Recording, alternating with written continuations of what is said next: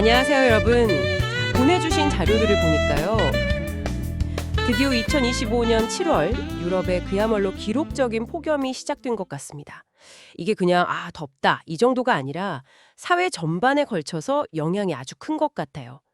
네, 오늘은 이 자료들 보면서요. 지금 유럽 폭염 상황, 그 핵심이랑 이게 뭘 의미하는지 좀 자세히 들여다보겠습니다.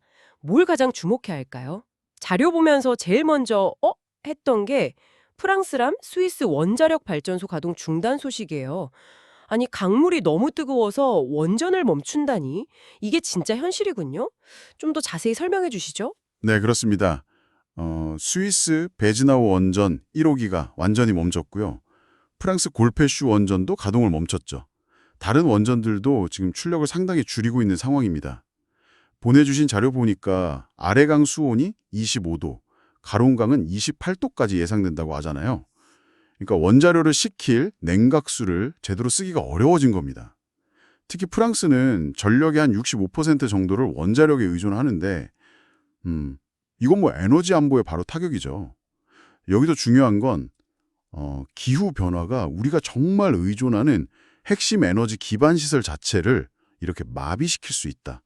이걸 보여주는 거죠. 저탄소 에너지원을 확보하려는 노력마저도 기후변화 영향 아래 놓인 거예요. 와, 에너지 인프라가 흔들린다는 것만 해도 큰일인데 자료 보면 그 여파가 사회 전체로 퍼져나가는 것 같아요.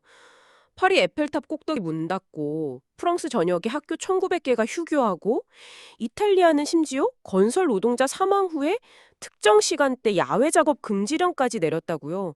또 이런 조치들이 이게 충분한 대응일까요? 아니면 시스템 자체가 지금 한계에 온 건 아닐까요? 네, 정확히 보셨습니다. 이런 현상들을 보면 지금 우리 사회 시스템이 이런 극한 기온이라는 새로운 현실에 얼마나 준비가 안 됐나 이걸 보여주는 거죠. 스페인은 이미 6월에요 우엘바 지역이 46도까지 올라가서 역대 최고 기온 찍었고요. 영국 윈블던 개막일도 역사상 가장 더웠다고 하죠. 특히 영국처럼 그 에어컨 보급률이 5% 미만인 곳들, 이런 곳은 주민들이 겪는 불편함이나 건강 위험이 훨씬 클 수밖에 없어요. 5% 미만이면 정말 네. 게다가 지중해 해수면 온도 이게 평년보다 막 최대 9도씨나 높다고 하잖아요. 이러면서 열돔 현상이 더 강해지고 터키에서는 이것 때문에 대규모 산불 나서 거의 5만 명이 대피했다는 소식도 있고요.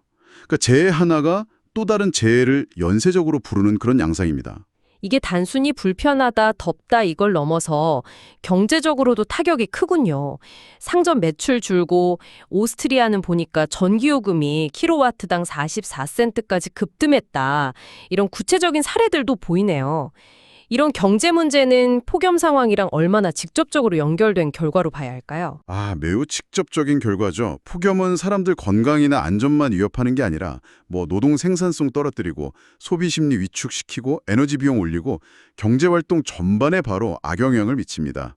자료들이 보여주는 것처럼 이건 사회 전체에 복합적인 위기를 가져오는 상당히 심각한 문제입니다. 네, 오늘 같이 짚어본 자료들에 보면요. 이번 유럽 폭염이 그냥 일시적인 날씨 문제가 아니라는 게 분명해 보입니다. 우리 에너지 시스템, 사회구조, 경제활동, 이 모든 것들이 서로 연결되어 있는데 이 전체 시스템의 기후변화가 얼마나 깊이 파고들고 있는지를 보여주는 거죠. 특히 유럽이 전 지구 평균보다 2배나 빠르게 더워지고 있다는 그런 과학적인 분석들을 보면요. 지금처럼 그냥 단기적으로 문 닫고 작업 금지하고 이런 걸 넘어서는 좀 더 근본적인 사회 시스템 차원의 적응 전략, 이게 정말 시급해 보입니다. 네, 에너지부터 일상생활, 경제까지 정말 모든 게 이렇게 촘촘하게 연결돼서 영향을 받는군요. 자, 그렇다면 여러분, 잠시 문 닫고 작업 멈추는 이런 임시방편 말고요. 이런 극한 기후 현상이 이제 뉴노멀이 되어가는 이 시대에 우리 사회 시스템 자체는 근본적으로 어떻게 바뀌어야 할까요? 한번 깊이 고민해볼 문제인 것 같습니다. 오늘 이야기는 여기까지입니다. 감사합니다.